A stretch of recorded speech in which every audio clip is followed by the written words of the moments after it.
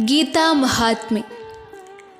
ಜೀವನವು ಬ್ರಹ್ಮ ಚೈತನ್ಯದ ಒಂದು ಲೀಲೆ. ಪ್ರತಿಯೊಂದು ಜೀವಿಯ ಅಂತರಾಳದಲ್ಲಿ ಪರಬ್ರಹ್ಮ ಶಕ್ತಿಯ ಚೇತನಾಂಶ ಇದ್ದೇ ಇರುತ್ತದೆ. ಇದನ್ನು ಗ್ರಹಿಸಿ ನಾವು ಶ್ರದ್ಧೆ ದಕ್ಷತೆಗಳಿಂದ ಜೀವನ ನಡೆಸಬೇಕು. ಅದೆಲ್ಲವನ್ನು ನಮಗೆ ಕಲಿಸುವುದು ಸಮಸ್ತ ವೇದಗಳ ಸಾರ ಸಂಗ್ರಹವೆಂದು ಕರೆಯಲ್ಪಡುವ ಭಗವದ್ಗೀತೆ.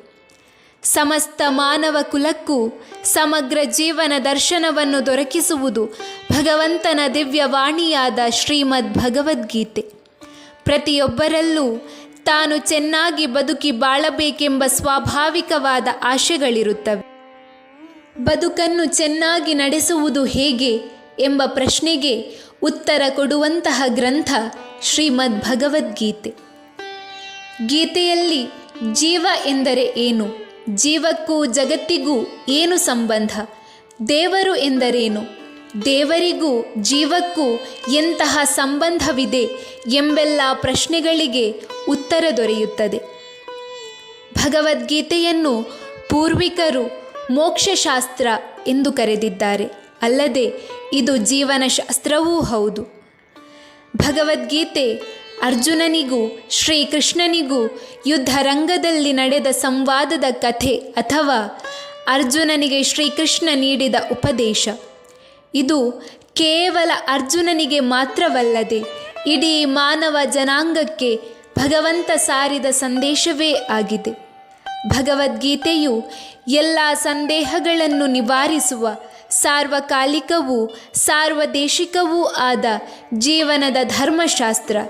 ಇದು ನಮ್ಮ ಬದುಕಿಗೆ ಧೈರ್ಯ, ಮನಸ್ಸಿಗೆ ನೆಮ್ಮದಿ, ಭರವಸೆ, ವಿವೇಕ, ಶ್ರದ್ಧೆ, ತಾಳ್ಮೆ ಇತ್ಯಾದಿಗಳನ್ನು ಕಲಿಸುವುದು. ಗೀತಾ ಸಾರಮಿದಂ ಶಾಸ್ತ್ರಂ ಸರ್ವಶಾಸ್ತ್ರ ಸುನಿಶ್ಚಿತಂ ಯತ್ರ ಸ್ಥಿತಂ ಬ್ರಹ್ಮಜ್ಞಾನಂ ವೇದಶಾಸ್ತ್ರ ಸುನಿಶ್ಚಿತಂ. ಗೀತೆಯು ಒಂದು ಪರಮ ರಹಸ್ಯಮಯ ಗ್ರಂಥವಾಗಿದೆ. ಜೀವಮಾನವಿಡೀ ಇದರ ಅಭ್ಯಾಸ ಮಾಡುತ್ತಿದ್ದರೂ ಕೂಡ ಇದರ ಅಂತರಾಳ ಪೂರ್ಣವಾಗಿ ಅರಿಯಲಾರದಷ್ಟು ಗೂಢ, ನಿಗೂಢ, ಗಂಭೀರವಾಗಿದೆ. ಸಾಕ್ಷಾತ್ ಪರಮಾತ್ಮನ ಮುಖಾರವಿಂದದಿಂದ ಹೊರಟ ಈ ದಿವ್ಯವಾಣಿಯನ್ನು ಗ್ರಂಥ ರೂಪಕ್ಕಿಳಿಸಿದವರು ಶ್ರೀ ವೇದವ್ಯಾಸ ಮಹಾಮುನಿಗಳು. ಇದು ಜ್ಞಾನದ ವಿಶಾಲ ಸಮುದ್ರವಾಗಿದೆ. ಸಾಗರದಲ್ಲಿ ಮುಳುಗಿದವನು ಹೇಗೆ ಮುತ್ತು ರತ್ನಗಳನ್ನು ತನ್ನ ಶಕ್ತ್ಯಾನುಸಾರ ತರುತ್ತಾನೆಯೋ ಅಂತೆಯೇ ಗೀತಾ ಸಾಗರದಲ್ಲಿ ನಾವು ಹೇಗೆ ಮುಳುಗುತ್ತೇವೆಯೋ ಅದಕ್ಕನುಗುಣವಾಗಿ ಜ್ಞಾನದ ಸಂಪಾದನೆ ಮಾಡುತ್ತೇವೆ.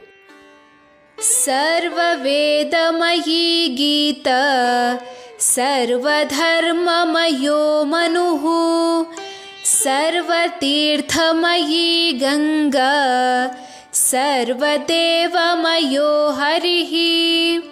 ಹರಿಃ ಓಂ.